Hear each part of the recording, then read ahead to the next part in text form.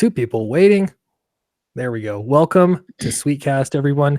We've got three wonderful people here today. I'm just going to say guests, but we're not necessarily all guests. I'm Clint Stoker. I'm Eric Weathers. That was smooth. Thank you. And then we have our guest, Larry. Larry, welcome. Hi. Hi. How's it going? Very, very good. Why don't you tell us briefly? We're going to get into more detail on your book, but just give us a brief, a teaser for your book. Well, Of Time and Space is sort of an original fantasy sci-fi story, or I shouldn't say it's sort of. It is an original fantasy sci-fi story. It takes place on the first world in the universe that forms, and there's an ancient evil that comes out from the center of said planet and threatens the people on the surface, so they have to fight back against it. And that's the general plot of the story. So really, really cool stuff. We're going to get back to this campaign, and we'll let some more people get into the chat for sure. We'll get there, but keep an eye on it, guys. This looks really good. There's some good stuff to show. So in the meantime, let's look at the first story of the day. How's that for efficiency? We're getting right into it here. Maybe you've seen this. So, go ahead. You're going to get complaints. People are going to complain that we got to the news too early. Yeah, that'll be it.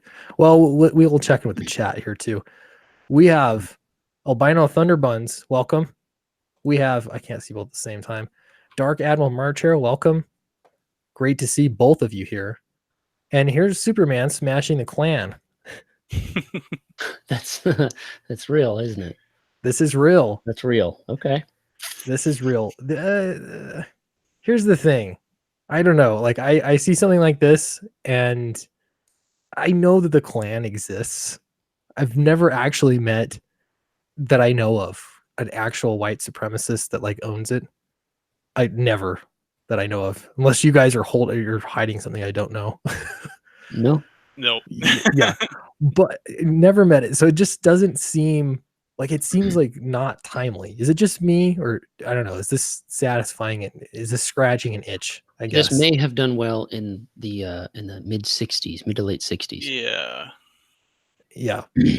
Kind of surprising. The other thing is, if I was these guys with a bat and a torch and a chain, and there was Superman holding a Buick over his head, I would be a little worried. Just a bit. Yeah, a little bit. The other thing that's bothering me is, I may be wrong here, but that perspective looks all off. Are these guys kneeling down? Right? Is They're that the very problem? tiny. They're very tiny. That doesn't. Yeah, you're right. That doesn't make sense. Yeah. Or could it be that they're wrong. on a really tiny planet? And so this yes. is the curvature this of the is Earth? a globe. No flat Earth for Superman. Krypton. This is a globe. Krypton is real. This is not flat Earth. This is tiny Earth. Yeah. Yeah, I don't know. Something like this comes out, Superman against the KKK. This is just on Reddit and a few comments and stuff. I don't know. It just feels like I don't know. Why didn't he do this a long time ago? It just doesn't really make sense to me. I don't have a problem with it though. Okay, here we go. Here's something. Let's see it. Did you read the comments? Well, no, not yet. Okay. Well, apparently it happened back in the 40s on the radio show. So this is the radio show adapted back to a comic. Yes. Okay. I thought it was from. Okay. See, now on the radio show in the 1940s. Yeah. You got something there. You got something there. So apparently there was even a drunk history about this. So this is, it is something that has happened. And they do have the classic Superman logo, so it's maybe set back then. However, I can't help but think that there's an ulterior motive here. Maybe just a bit. Just a tiny bit. Because if let's just say if things had happened differently in 2016, this comic wouldn't exist. Yeah. Am I alone in this one? No, yeah. No. I think you're right. Okay, just making sure. We get back to this strange thing. If you call somebody a white supremacist and they're like, wait, no, I'm not, that's an insult. Then wouldn't you know what I mean? Like it would be an insult. Yes, you call them a white supremacist and they're like, yeah, so then I don't know, like it only works as like as an insult if people they don't want to be a white supremacist. And in that case, then why? It just doesn't make sense. Yeah, So I don't I know. agree. Yeah. It's the people that don't like, well, they're afraid of it's a bigotry. They're afraid of people that don't look the same as them. Yeah. Well, I don't know. Crush them, I guess. Superman. Smash them. Smash the Smash. Klan. Yeah, Superman I'm okay with smashes the that. Klan. Have you guys ever, speaking of old timey radio shows, this is only a slight tangent. We'll get back on track. Trust me. You guys actually listen to the original War of the Worlds radio Yes, I transmission? have. Yeah, The one I with Tom Cruise, right? No? little bit. I know he's immortal, but a little bit before his time. Oh, fun fact before you get there. The 10th Mountain was the army in the movie, and my unit was the one that was the ones being filmed, and they did it like right before I got there. So I was in Wow. company with a bunch of movie stars. So I'll watch it. If I see it, I'm like, I know that guy, and I know that guy, and that guy kind of looks familiar. So yeah, Wow. my 10th Mountain unit were part of the team that they hired to film. They actually got actual soldiers. Wow. That Very into is that movie. claim to fame. Yeah. Yeah. Well, those original radio shows were, I don't know, kind of cool. I've seen a few. I've listened to a few, but Larry, you've heard the original War of the Worlds. What I don't know. What do you think? Well, I heard it a long time ago, so I'm trying to remember everything that Well, happened in it. It Yeah, was a radio play. yeah, Yeah, we listened to it in high school. yeah, It's very interesting, and it caused some Yeah. insane panic. yeah. It was played pretty straight, like yeah. So And they actually, like, people were stocking up mhm. with food and ammunition or whatever they needed because it was so believable. People killed Yeah. themselves. Oh, They I thought it was didn't- real. I didn't know that. Yeah. Like one or two people anyway, but Yeah. it was Well, reported. all it takes is one, right? Yeah, exactly. Right. Yeah. Person killed themselves in that case, I guess. If it was one. Yeah. Yeah, I don't know. My point is those old radio shows, War of the Worlds, then that's public domain, isn't it? I believe so. Man, Yeah, oh yeah, definitely for sure. Yeah. that's we should do that. That'd be fun. Would be fun. War of the Worlds. Yeah, that's awesome. Yeah, obviously, I don't put a spin on it or something. So Superman smashes the Klan. Yeah, we'll see where that goes. Again, this is not anything. $9.99 price tag. That's ridiculous. Also, in 2019, Smash has a different connotation. Ooh, that's true. I'm just saying. Yeah. That's true. This you might get the opposite kind of reaction that they were looking for here. Mm-hmm. Why would Superman be smashing the Klan? Yeah, I was gonna say there's nothing about this that's particularly offensive, other than it feels like it's trying to be offensive or edgy, when like really the number of people that would be upset about this has got to be so minor. I am actually more upset about the $9.99 price tag. That's really offensive. That is offensive. I mean, unless it's like 60 to 80 pages, and then we're talking. Also, I'm offended by the person's name, Gurihiru. Gurihiru. Covered by, I can't pronounce it, so I'm offended. Well, there's offense all around. Mm-hmm. Might as well. Let's see. Let's check in with the chat here real quick. We should. Albino Thunderbun says, "Is it just me, or does Soups have a shrunken head?" Yeah. No, It is a bit on the tiny side. Perspective's off. Maybe a little anatomy is extreme. Mm-hmm.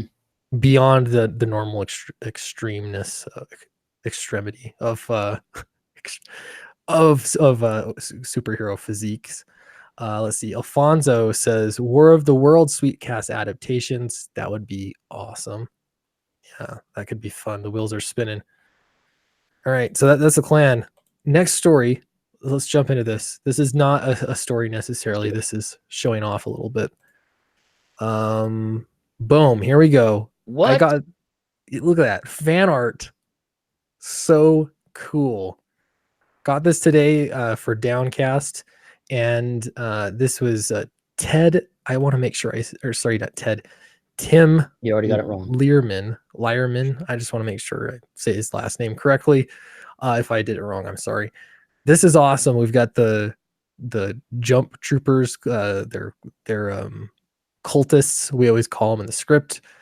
Chasing after the character is really cool. And this perspective on this city, how about, speaking of perspective, what do you think of that? It's pretty good. It's Pretty very good. Yeah. Better good. than I could do. It's impressive. I dig it. It is better than you could do. That, yeah. There's no lies there. This is really, really You cool. are full of truth.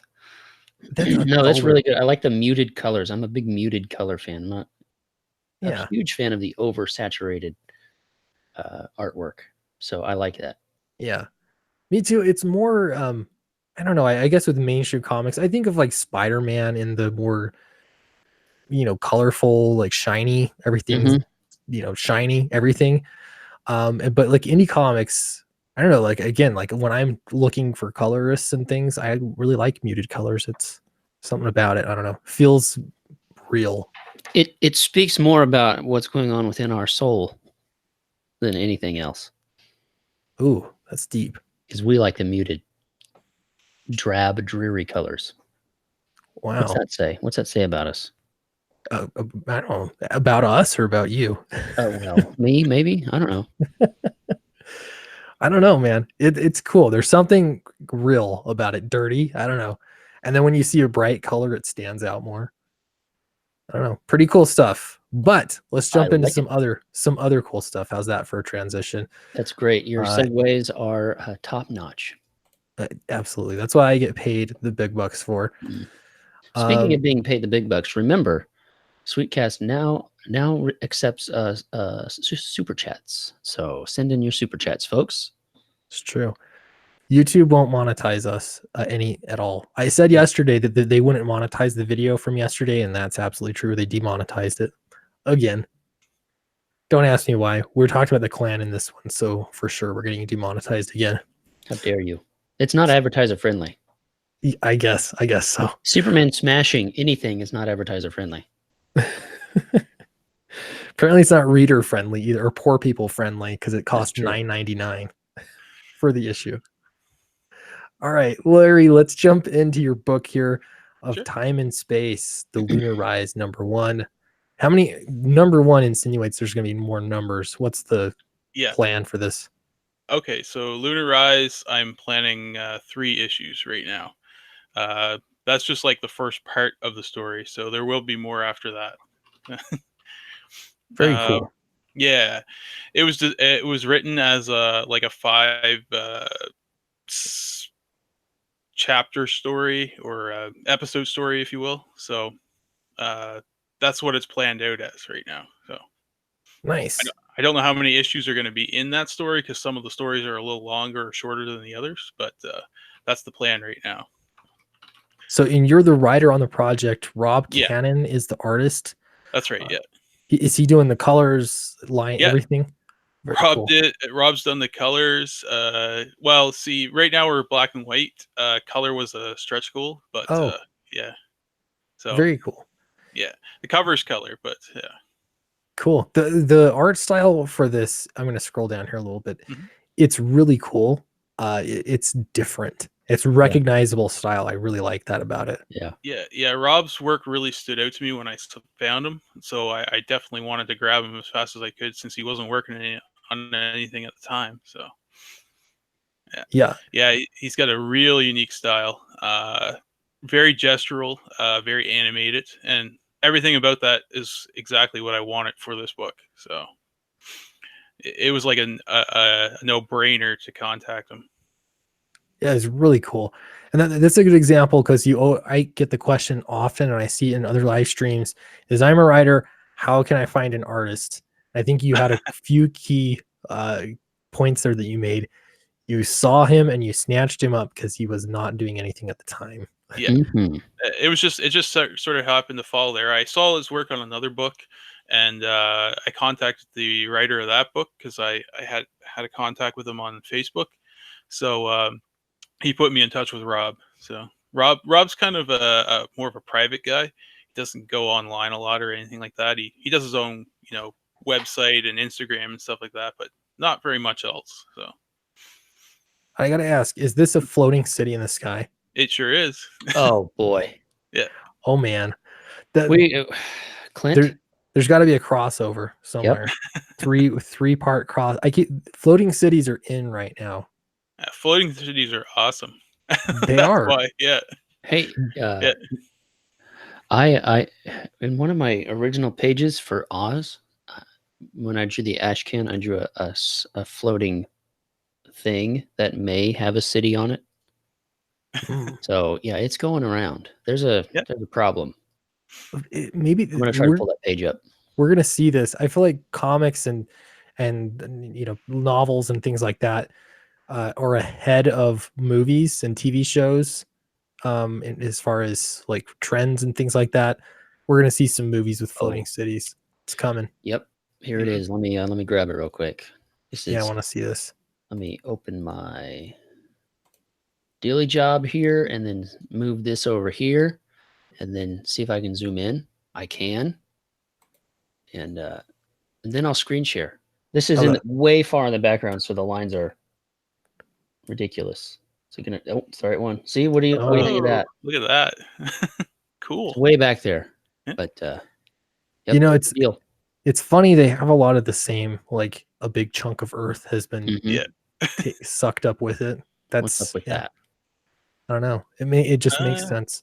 Yeah, I mean, at least in my story anyway, they were a group of islands and they raised them out of the water. So that's where the big chunk of Earth comes from the bottom. So that's cool. I like that. Mine is like Venice, Italy, but in the sky. So there's not Earth. Though the first little idea sketches were just like that, but it's like canalways. That's cool. with open air. But let's face it, it's not, still a floating city in the sky. Yeah. So this is it. Oh, let me share my screen again. Come on now. Mine's called Columbia, and it's on a bunch of dirigibles. There's a big word, dirigible. Dirigible, or is it dirigible? I don't know. You're asking the wrong quantum person. levitation. Sorry, I'm just reading it. It's just BioShock Infinite. Oh, there you go. That's for all the gamers in the audience. Okay. Speaking of, no, there's no transition from there. Of Time and Space, the Lunar Rise #1. Looks like you're at 40 backers, 30 hours left. This is on the home stretch. Yeah. You're really not far away though. No. Your goal is 3823. Yeah. And this is for, let's see, 48 pages. It's a nice size book. Yep. It's 3823 because when I put the campaign up, I put it up in Canadian dollars, so it's 5,000 Canadian, but that translates into that price American. So, that makes sense. I'm like, it's so specific. Yeah, with our wonderful Monopoly money up here. So yeah. It changes. Yeah. Well, that's cool. You can get the book for $11. That's a really good deal. Cool. Yep. Very good. Are you going to be able to fulfill if you don't reach your goal? Yeah, I just put an update up about that. The answer would be no. But what I'm going to do is relaunch if we don't make our goal. And for all the current backers, I'm going to offer 27-page ash can to hold them over until we can relaunch and raise the rest of the money for the pages. So, yeah. Nice. Well, I just posted the link in the chat, so please do check it out. Back it. It looks good. It really does, and you're getting a really good value for that. That's good stuff. Reno says, Sweetcast, YouTube is recommending a bunch of toddler programming connected to this live stream, so it seems like you've run afoul of the algorithm. It's true. I'm looking at it right now. Oh man, that's true. Yeah, it's all like Hindu children, and then there's some Easter egg stuff that's live right now. What? Yep. Then there's some people swimming. It's all preschool stuff. I don't get it. What have you done? And they're afraid. It's one thing after another. This is seriously ridiculous. Yeah, well, thanks for the heads up. I don't know what to do about that. We'll just keep going.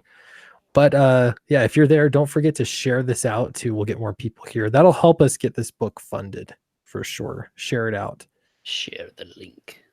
Share the link. All right. Well, we'll take a look back at the book, Larry, in a minute. Let's jump into the next news story here.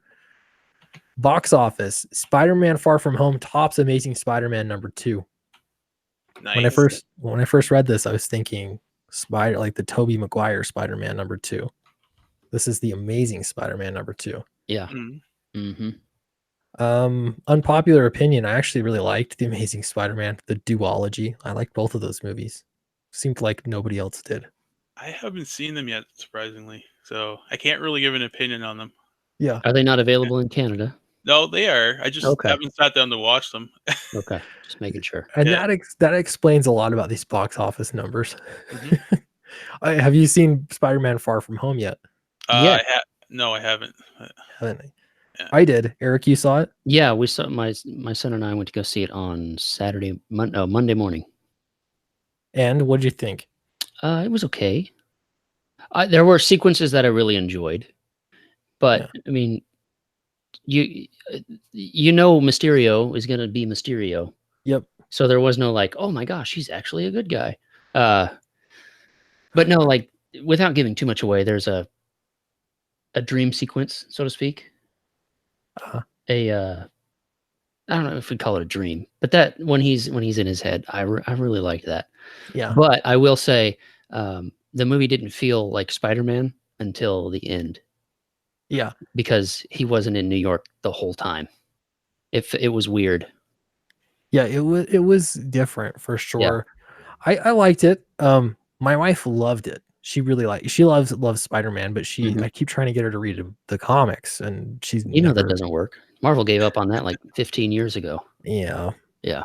But it made me realize that Spider-Man: Far From Home is it's like a team drama comedy. Yeah, that makes Dramedy. sense. Yeah, like primarily that's what's going on, and then they also have the superhero story kind of woven in. So it was good. But I heard, was it you that was telling me, Eric, that they need to make like $1 billion off this movie? That's what I heard yesterday. If the box office needs to cross $1 billion in order for Marvel to keep the rights. Wow. But at the same time, Tom Holland is already signed for 6 films. 3 of them are standalone Spider-Man movies, and 3 of them are team up movies, which he's already done those 3. That would have been, Civil War, Endgame, and Infinity War. So Spider-Man 3 is next, but I don't know. I haven't looked into it since then. That was yesterday. That's old news. It's old hat. Well, and we can always speculate, right? That's Bleeding Cool just says it right on their homepage. They're for rumors. Yeah. So speculation. Yeah, it was all speculation. Yeah. Grace Randolph already covered this. I don't know who Grace Randolph is, Me either. but I do believe you. Oz Art Creations. Yeah, Spider-Man: Far From Home's doing better. I don't know. I wonder too, because they had Spider-Man, the Amazing Spider-Man, set up to be a trilogy. They had it set up at the end where there was going to be the Sinister Six, Yeah. in the next movie, and then they just ended it, and then rebooted it really shortly after. And then did a Venom movie, which was not connected. Is that Venom movie not going to have a sequel? Oh, I'm sure it is going to have a sequel, but it's not tied to any of the Spider-Man stuff. Right. Yeah. It's like the Sony Spider-Man movies have turned into the DC cinematic universe. Yeah. Nothing's connected. Yeah. They just keep rebooting over and over again. Right. It's a cash cow. This is like the Joker thing too, because you can make a movie called The Joker and make it whatever you want. Oh wait, that reminds me. So yesterday we covered the Joker not being based on any of the comics. Yeah. Is Far From Home based on any of the comics? None that I've read. It's not like a huge storyline, right? If it isn't. Like the only European trip that I remember, National Lampoons. Gwen. It's Gwen Stacy going to Europe, right? She went to England for study abroad or something like that. Yeah. By the way, that girl in there, they made her look like Gwen Stacy. The love it. Yeah. His best friend's girlfriend. Yeah. She's got the Stacy headband. Yeah. Pretty recognizable, the blonde hair and the headband. Yeah. Although nobody broke her neck. So Not It might have yet. made the movie better. Yeah. Well, yeah, and it was funny. Like you bring that up. That was to me. That was a funny. Like again, it was so much of this teen drama thing, Hmm. which was still like I enjoyed it. Okay, it was entertaining. But I don't know. I kind of miss like I want the comics. They're never gonna make the movie I want. I don't think of Spider-Man. So I've already. Well, that ship has sailed. Yeah. We'll just let it be. Spider-Man 2 was probably the closest we've seen. Yeah. Yeah. True. Yeah. I've given up on expecting anything from the comics to ever be anything but the comics. With any movie, with anything, if it happens, it's going to be probably an accident with any franchise because there are always too many cooks in the kitchen, and they're always going to change things, and you don't want it to be one for one, anyways. At least most people don't. There's going to be things that update because that stuff we used to say in the '80s is now problematic. Yeah. And Yeah. Superman smashes the Klansman. It circles back around to that. That's what's most important. Yeah. It just doesn't. Yeah. That's the important story. If you learn nothing else from this stream today, Superman smashes the Klan. Yeah, and Spider-Man 3 is called Spider-Man Smashes MJ. it's headed that direction. It is. It really is. Yeah, I don't know.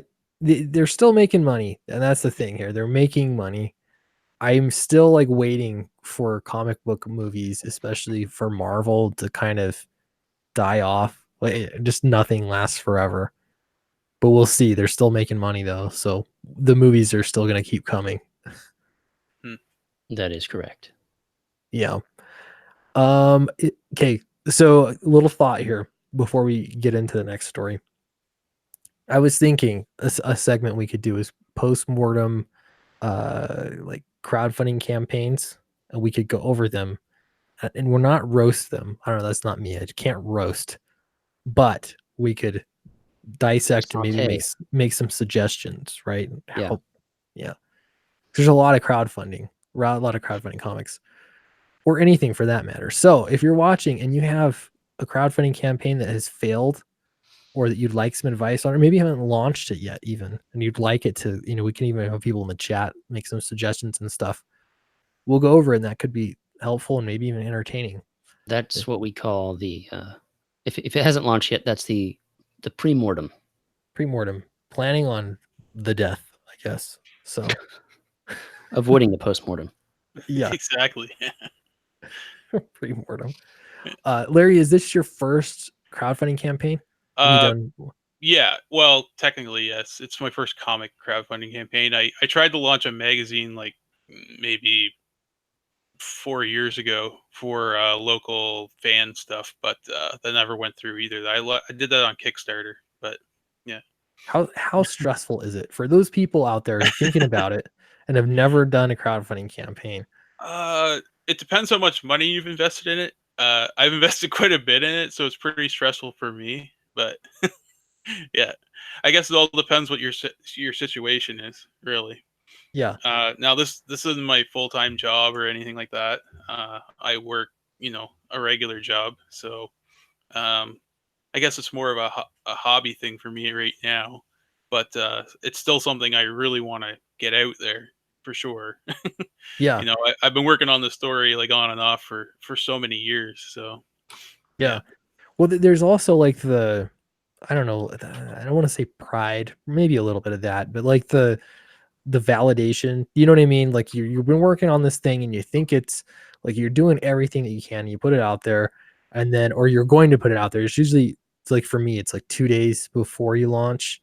It's Yeah. like second guess, like, what am I doing? Mhm. I'm gonna make a fool of It's true, myself. Yeah, it's stressful. So yeah. That part's always hard, especially if you don't make it. Like it's very difficult to say, okay, well, maybe what am I doing wrong here? Like, is this not something that people want, or like, uh, how do it, you have all these questions and there's really no answer to it. Yeah. It's just a matter of timing and hitting the right mark, really. Right. Yeah. Yeah, and it's good learning experience for sure.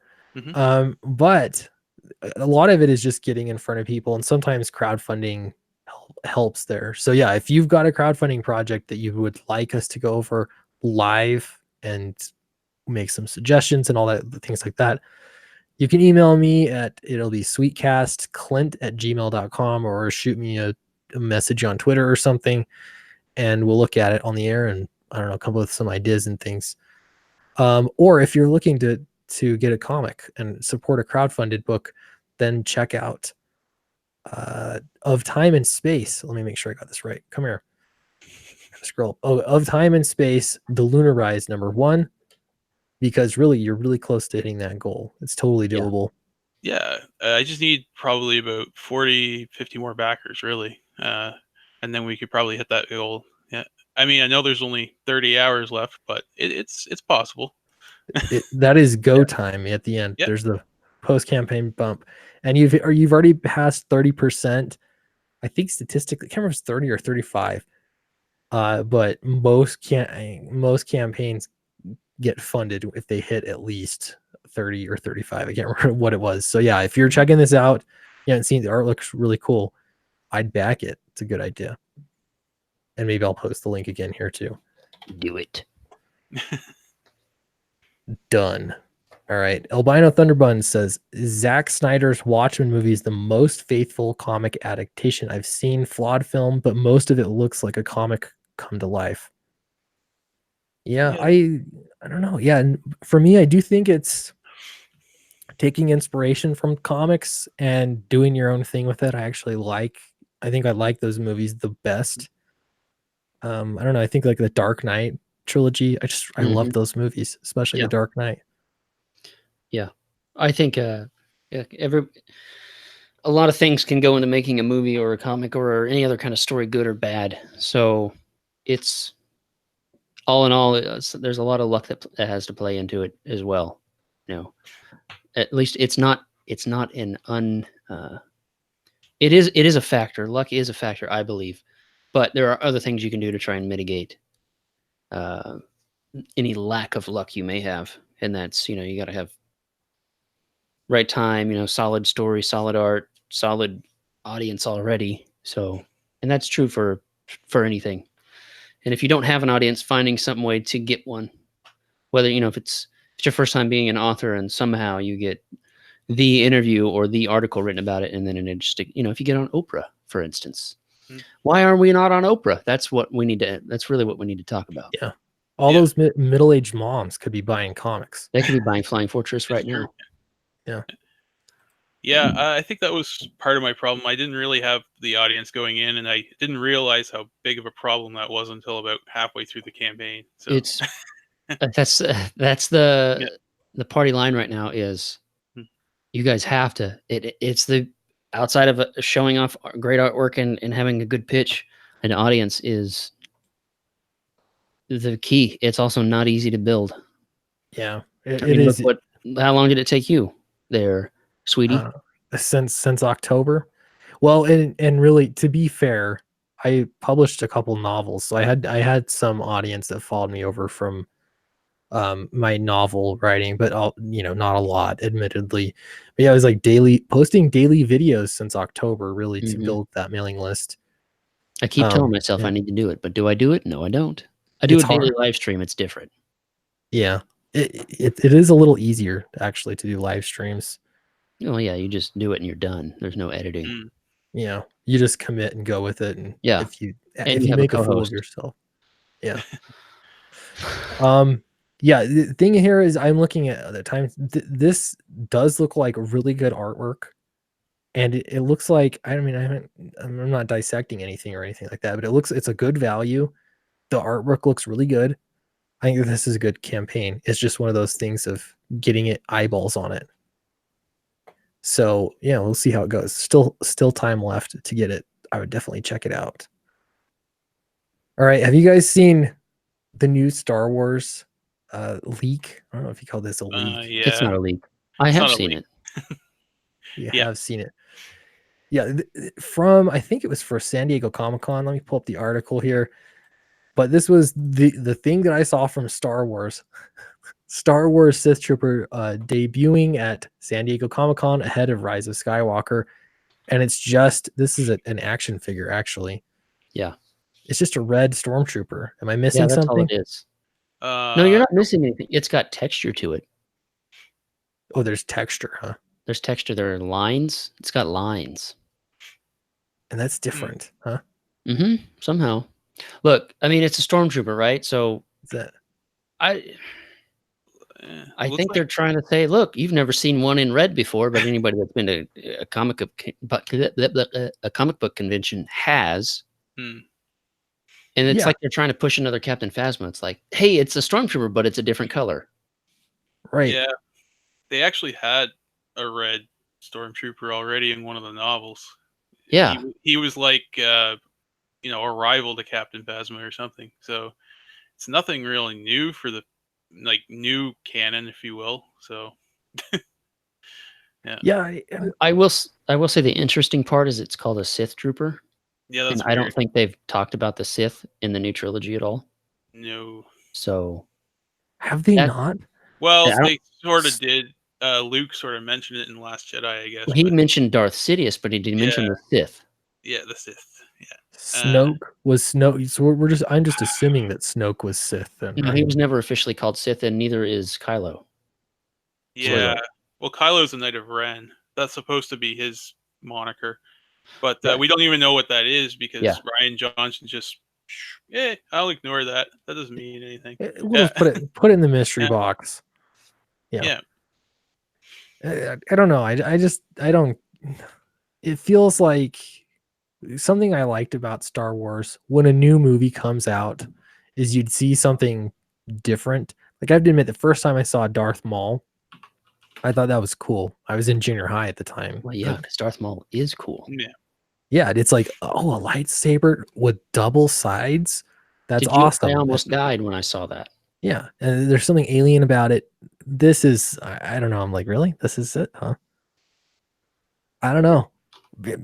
I just have no expectations for this next movie. I don't even. Well, I went in without it. I don't know if I said this on here, but I went in without any expectations for episode 8.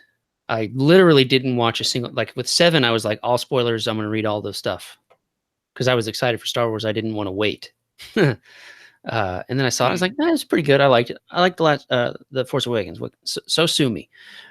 I went into The Last Jedi completely blind. I only watched the teaser. That's it. I didn't read any articles. I didn't look at any other trailers, any of that stuff. Unbeknownst to me, that was a huge mistake. So now with episode 9, I'm going in all spoilery ahead of time. So Yeah. Although I don't think I'm gonna watch it in theaters. I'm gonna red box it, probably. you're gonna red Sith Trooper it. Yeah. It seems par for the course. Sci-fi for me says our audience isn't really big enough or isn't nearly big enough, and we're doing everything the experts say to do. It's tough. I'll say building an audience is the most difficult thing to do. Mhm. And not to get off track too much, but they're mentioning it in the chat, but it's hard. It's really, really hard. And I'll say like there's some level of I don't know much about racing, but there's like drifting or no, am I saying the wrong word? Where you kind of drive and you catch the wind, the Yeah, jet that's- streams behind a car. Oh no, drifting is when you go around the corner like this. Yep, no, not that. Yeah, whatever that's called, where you go behind a car and you're getting like the wind speed kind of thing, and it helps you. There's less wind resistance. You get that kind of effect because of Comicsgate and because of Indiegogo. There's a little bit of that, and it's nice. Like I have to admit, if I went into this and I just had the YouTube channel and I didn't have these other creators that I was networking with and things like that, I don't think I would have done nearly as well as I did. So you do benefit. There's a little bit of, I don't know, trickle down from some of the bigger creators like Ethan and your boy Zach and people like that. It really does. I think that changes things. It helps. It definitely helps. I mean, I wouldn't be where I am if it weren't for EVS. So drafting. Drafting. All this with the win. Drafting. Thank you. Yes. Started with a D and an R. So It always starts with a D, doesn't it? if it was Jeopardy, we'd be doing okay. Yeah. Sci-fi for me says we've been around for 10 years now. No book. We wouldn't be opposed to stealing the eyeballs away from Bleeding Cool and the Mary Sue. Yeah, wherever you can get eyeballs from, you know. I don't know. Like if you haven't done a book yet, it's kind of hard to know. It's not bad either to put something out there and have a failure, or just like feel how it goes, as long as you're not, just like don't give up after that one. You know what I mean? Like be willing to learn from it and move ahead. But it's kind of a good way to test the waters, and you'll just be prepared to do whatever you can do. I'll tell you, YouTube works though. It really does. I think live streams can help, but doing daily videos, you literally do not need anybody to do that. You can do it all by yourself. Make daily videos on whatever's happening in the news, comics related, like in your niche. And I don't know, you get to people for sure. Yes, How's that for indeed. pause? Yeah. Yes, indeed. So where do we go from here, Clint? What's next? Yeah, sorry, I'm reading Sci-Fi for Me says, well, we're a news site, so there's no book in the pipeline. We cover all of you guys as much as we can. Well, thank you. I appreciate that. Yeah, thank you. Yeah, that's awesome. Yep, Star Wars. Okay, let's check back in. We're done with Star Wars, I think. But let's check back in, Larry. Let's check back in with Time and Space. Do you mind giving us a pitch for the book again? Sure. So it is an original sci-fi fantasy story. It takes place on the first world in the universe that forms, and it deals with the peoples of that world fighting this ancient evil that arises out of the ground one day, and it causes all sorts of different problems. It shoots these spores in that start reanimating the dead and mutating them into weird creatures, and there's lots of chaos and whatnot. And it's a book that spans many thousands of years, even in the first act. So the first part of the book is mostly just like a history overview of the first few thousand years of the world. Very cool. So buckle in, it's going to be a long read if it's going to take you a few thousand years. It's not super wordy, but I'm trying to tell most of the stuff visually more than anything, because you want to take advantage of that medium, right? So, yep. Yeah. It's comics for a reason. Yeah. So I originally wrote it as a novel. So going back and rewriting it as a comic, it's been a lot easier, honestly, to just say, do a descriptive of a page and just have Rob, come up with it, basically. So nice. Yeah. Well, it looks good. You're in sort of the home stretch here. 40 backers, but there's not much more. I mean, really, yeah, a few more backers, and that'll help a lot for sure. You set a flexible goal, and what's like 48 pages? What's the age range or like target demographic you'd say for this? It's definitely in the young adult to teen range. It's not hyper violent or anything like that, and there's no graphic nudity or anything like that in it. It's very much in the it's sort of more in that Star Wars audience, really. So cool. Yeah, very cool. Looks cool. I'm partial to the floating cities in the sky as well. That's always nice. It's kind of a fun idea to play with for sure. So yeah, do check that out. And let's just check in with chat. Yeah, if you have any, again, like I'd love to do some postmortems or pre-launch, like live reviews. That'd be kind of fun. I know that's a little stressful, or that maybe it is. I don't know. You're going to be putting it out there anyway, right? So yeah, let's take a look at it. I think it'd be helpful and fun. And with that, I think we're at 45 minutes, so we're probably going to call it a show. But before we do, check out Flying Fortress as well. Eric, how's Flying Fortress doing? Dude, we crushed it today. We got to 500 backers. 26 058. We finally, it took me all day to claw one more backer out of the wall, out of the rock wall, but I was able to do it. Yeah, 500 backers, which this was my goal, not my outward goal, but my inward goal of I would really like it if, and it happened. 500 backers, over $25,000. So things are going well. And for those of you that don't know, Flying Fortress is about a B-17 crew on a top secret mission to go bomb Hitler. They are shot down by an experimental fighter and crash land in the Middle Ages, where they uncover a plot by the evil Infinite Reich to take over every dimension. The story is over 200 pages long, and it is basically ready to go. I'm doing a few minor art changes and relettering the book, and it's going to be out the doors and in your hands, hopefully within the next couple of months. Awesome. Good stuff. 500 is an impressive number for backers, like on a campaign, especially for comics. That's really, really good. Something to be proud of. And my first Flying Fortress campaign had 70 some backers, so a little bit of an bit of an upgrade. Yeah. A little bit. Yeah, shows how well that goes. And then Downcast is still in demand. I'm getting new pages. Oh, I announced today that I was 35% completed. Now we're like 43% completed. I just got more pages today. Nice. So yeah, it feels really good. We're moving right along. I don't know why, but I'm like really excited to hit 50%. That's going to be, I don't know. It just feels like okay, from there. Well, over the hump, you know. Yeah. Yep. We're getting there, looking good. I'm really excited for it.